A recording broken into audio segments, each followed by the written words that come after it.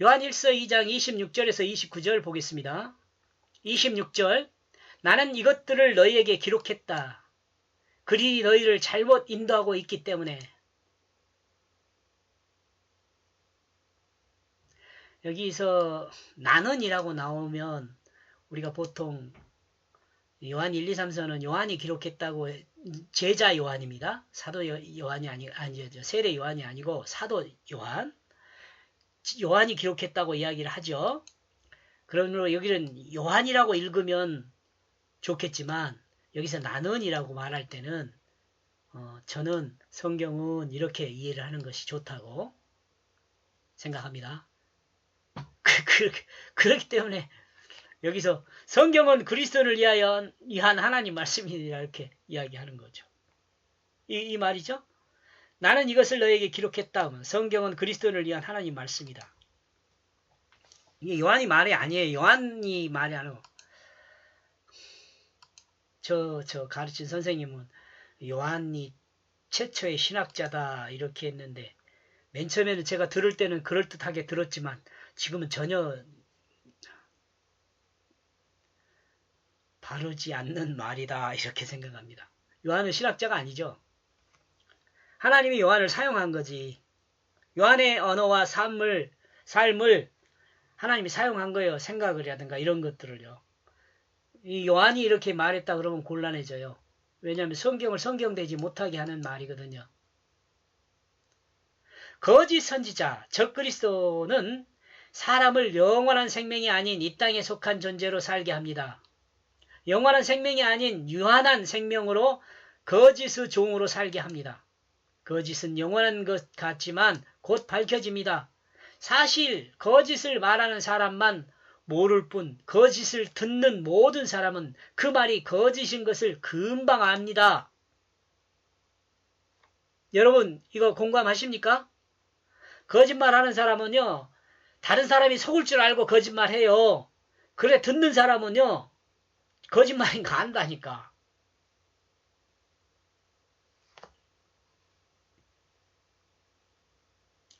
자신의 얼굴에 흠은 거울을 보고 자기 보기 전에 자신은 모릅니다. 예.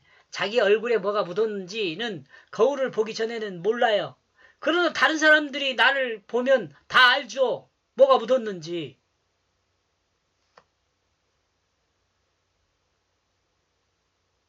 이것을 모든 사람이 좀 알았으면 좋겠어요.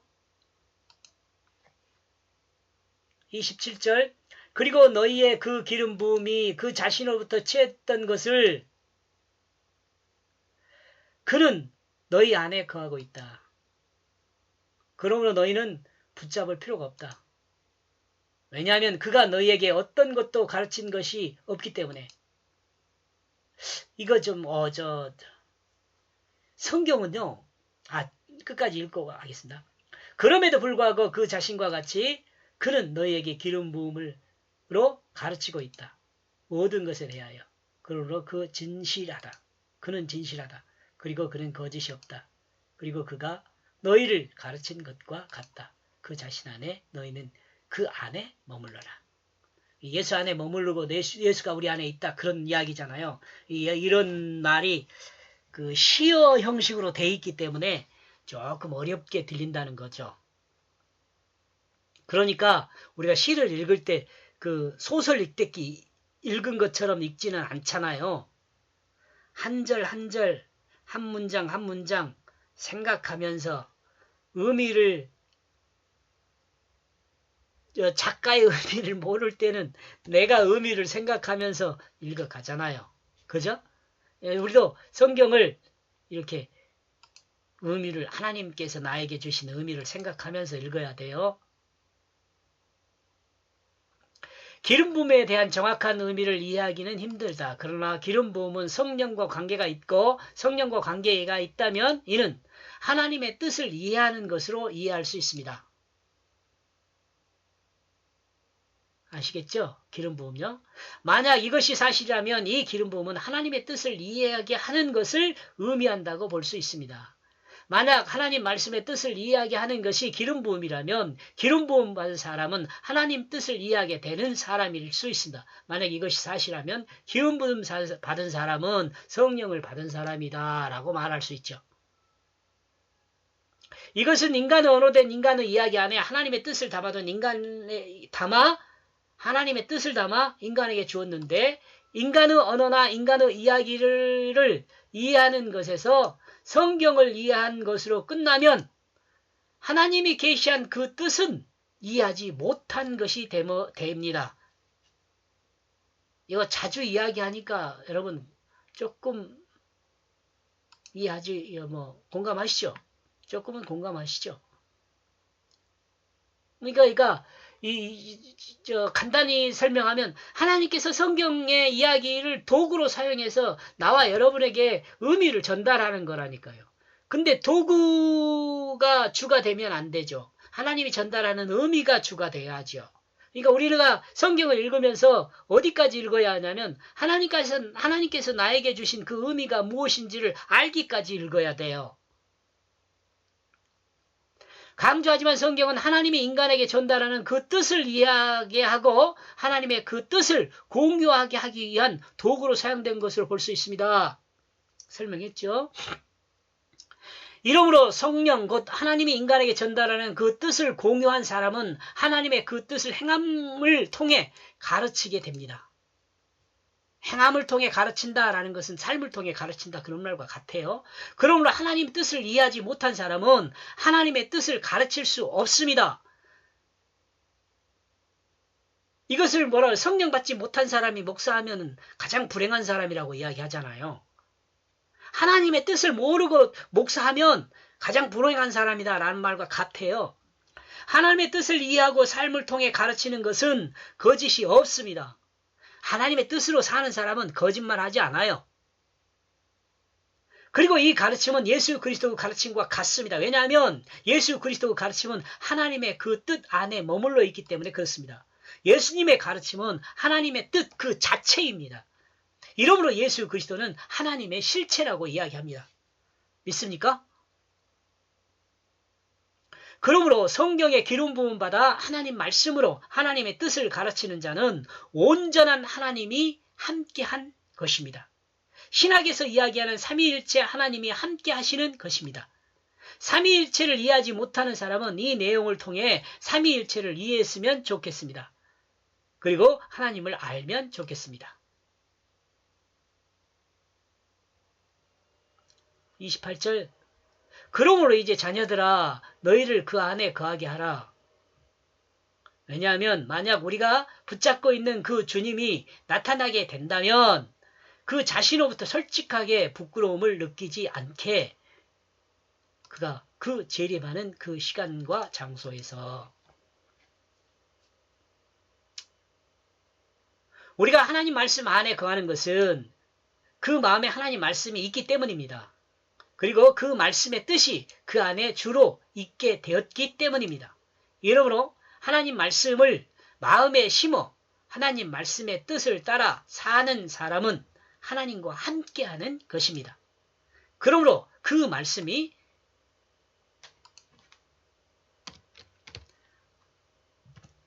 그 삶을 통해 드러나게 되면 그는 부끄러움을 느끼지 않게 됩니다. 주님이 재림한 그 장소와 시간에 감사와 찬양이 있을 뿐입니다. 이 부끄러움을 느끼지 않게 되는 것이 여러분 한번 우리 자신을 한번 생각해 보면은요. 우리 자신이 가장 부끄러울 때가 언제일까요? 모르겠어요. 저는 그렇게 생각합니다. 여러분은 어떻게 생각하는지 모르겠어요. 거짓말 하는 게 들통났을 때 가장 부끄러워요. 근데 가장 그런 뿌듯할 때는 언제겠어요, 그러면? 다른 사람이 다 나에게 거짓말쟁이라고 이야기를 했지만은 결국 내가 나의 진실이 드러났을 때 얼마나 뿌듯해요. 그러니까 나와 여러분이 예수를 믿음으로 예수 안에 있어서 결국 주님의 밖으로 날아가는 진실이 드러날 때는 부끄러울 게 없죠. 공감하십니까? 그리스도인은 자신을 통해 드러난 하나님 말씀을 부끄러워하지 않게 됩니다. 진실이니까. 하나님 말씀의 뜻을 따라 행하는 것이 진리를 행하는 것이 되기에 부끄러울 것이 없을 뿐 아니라 결국 다른 사람에게 믿음을 주는 사람이 됩니다. 진실한 사람은 믿음을 주는 사람이 돼요. 진실에 거짓이 섞이면 그 사람 믿을 수 없잖아요. 근데 늘 진실하면 믿음을 주는 사람이잖아요. 나와 여러분이 전도하는 방법, 하나님을 전하는 방법, 진실이에요. 진실. 나와 여러분이 진실하게 살면 하나님을 증거할 수 있어요. 그러나 맨 거짓말이나 하고 그러면 너나 잘하세요라고 그런 말 듣지 않겠어요? 사람에게 믿음을 주는 것은 하나님의 성품을 닮은 모습입니다. 왜냐하면 믿음을 주는 성품은 진실이기 때문입니다. 진실한 사람이 하나님의 성품을 닮은 사람이에요. 29절 만약 너희가 알게 된다면 그 현존한 의로움에 관해 너희는 그에 관하 배워라. 그리고 행동하는 모든 것이 그의 그 칭의로부터 태어난다는 것을 하나님 말씀을 받아들인 사람은 그 뜻을 알게 됩니다. 그 뜻을 알게 된 사람은 하나님의 뜻을 따라 행하게 됩니다. 그리고 그 행함은 하나님의 의를 드러냅니다. 그러므로 하나님의 뜻을 행하는 사람은 하나님의 의를 알게 됩니다. 지금 그대로 설명하고 있는 겁니다. 하나님의 뜻을 행하면 하나님의 의를 배웁니다. 그리고 하나님의 의로우심으로부터 새롭게 태어납니다. 하나님의 의롭다 하심은 사람을 새롭게 새 생명으로 태어난 사람입니다. 하나님이 의롭다 하심은 하나님이 의롭다 하심은 사람을 새롭게 새 생명으로 태어난 사람입니다. 하나님이 의롭다 하는 하나님이 의롭다 하는 사람은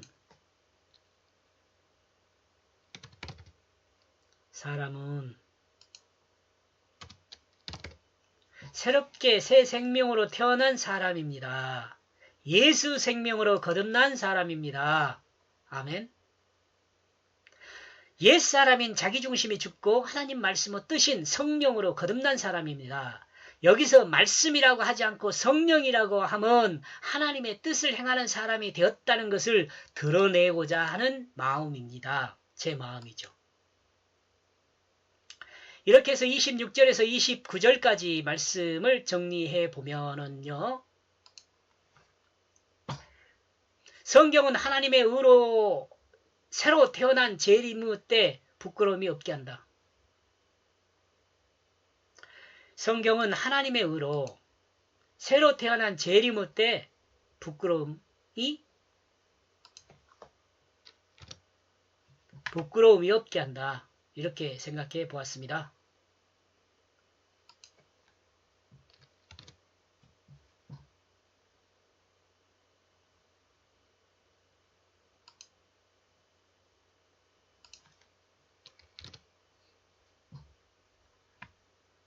이렇게 해서 요한 1서 2장은 육신의 정욕과 허풍은 아버지가 아닌 세상에서 온 것이다 라고 정리 요약해 보았습니다.